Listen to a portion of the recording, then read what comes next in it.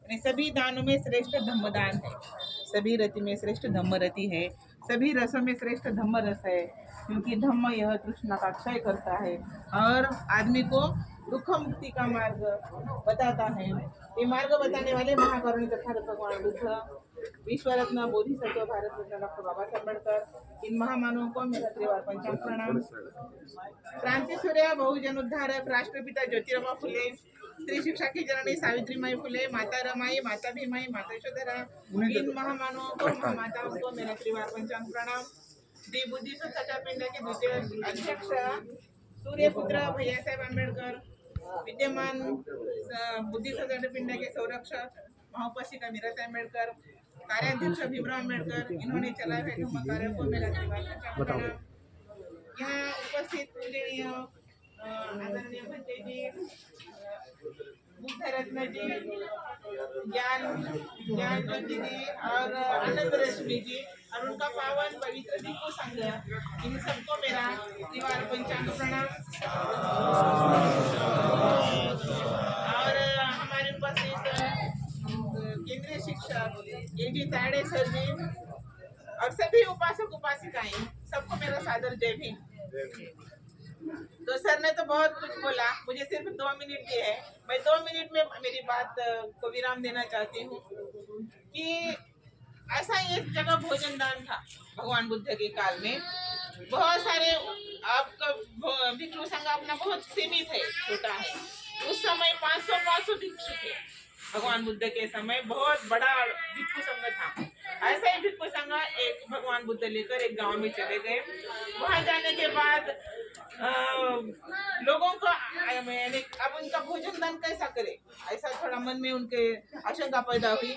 तो सब लोगों ने क्या किया, उस गांव के कुछ दान लेना शुरू कर दिया। सब घर से कुछ ना कुछ ऐसा, किसी से पैसे दान ले, किसी से अनाज दान ले, किसी से कुछ दान ले, ऐसा दान लेने चले गए।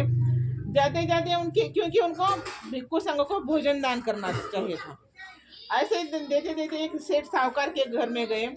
उनके पास तो बहुत सारी सामग्री जमा हुई थी दान की। तब वो सेठ को भी मालूम था अब इनके पास तो बहुत सामग्री जमा हुई है। वो बोलता है, आपके पास तो, मुझे ऐसा मालूम हुआ है कि आपके पास दान भोजन दान के लिए बड़ी सामग्री जमा हुई है। मैं आपके पास कुछ पैसा क्यों अनाज ऐसा कुछ नहीं दूंगा। तो मेरे पास एक बहुमूल्य ऐसा वस्त्र है, बहुत कीमती ऐसा वस्त्र है, वो कपड़ा वस्त्र, समझ में आता है ना। तो ऐसा वो जो वस्त्र है बहुमूल्य, वो मैं आपको दान देना चाहता हूँ। अगर आपको कुछ आवश्यकता पड़ी तो ये वस्त्र किसी को बेच दो और पैसा लेकर भिक्षु संघ के भोजन दान में उसका सहयोग ले लो। तब ऐसा करने के बाद उन्होंने वो वस्त्र लेते हैं, चले जाते हैं। उसी सामान से भिक्षु संघ का भोजन का सब सामग्री बन जाती है और सब भिक्षु संघ संतुष्ट हो जाता है, खाना खाते हैं सब। संतुष्ट होने के बाद वो वस्त्र वैसा ही रखा था। भिक्षु संघ में एक अविवेकी ऐसा देवदत्त नाम का एक भिक्षु था। तो वो भिक्षु क्या करता है, वो वस्त्र अपने आप लेता है, अपना उसका चिवर बनाता है और चिवर पहन के इधर उधर घूमने लगता है। यानी कि वो किसी से पूछता नहीं, किसी से अनुमति नहीं मांगता, भिक्षु संघ से नहीं, किसी से नहीं, ना किसको नहीं। उसको मालूम था कि ये बहुत बड़ा वस्त्र आया है दान के लिए, तो उस पर मेरा अधिकार है, ऐसा वो समझता है और वो उसका चिवर पहनकर इधर उधर घूमने लगता है।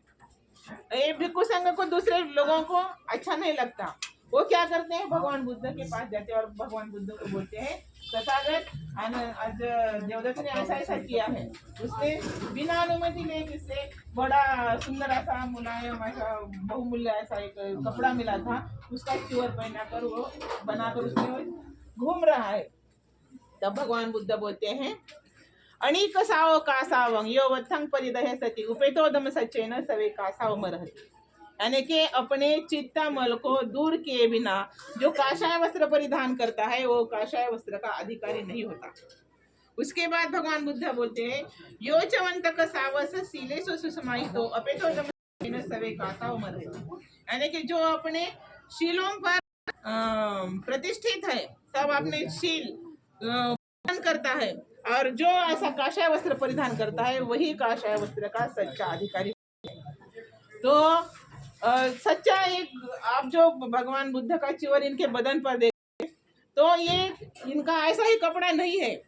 परिवार पंचांग प्रणाम करते हैं, इनका आदर सत्कार पूर्वक भोजन देते हैं, तो ये सिर्फ आदमी है कि भोजन के लिए आया ऐसा नहीं है। ये भी भिक्षुक है, ये भिक्षा के ऊपर अपना उधर यानी कि अपना जीवन यापन करते हैं। लेकिन ये जो चिवर है, ये चिवर बड़ा बहुमूल्य है, बड़ा कीमती है, बड़ा आदरणीय पूजनीय है, क्योंकि 227 शीलों का इन्हें पालन करना पड़ता है। इस रामलीला शीलों का पालन करना पड़ता है, यानी कि हमारे धर्म में ज्यादा शीलवान है, ज्यादा शील का पालन करता है, वो पवित्र कहलाता है और सबके लिए आदरणीय रहता है, आदर को पात्र रहता है।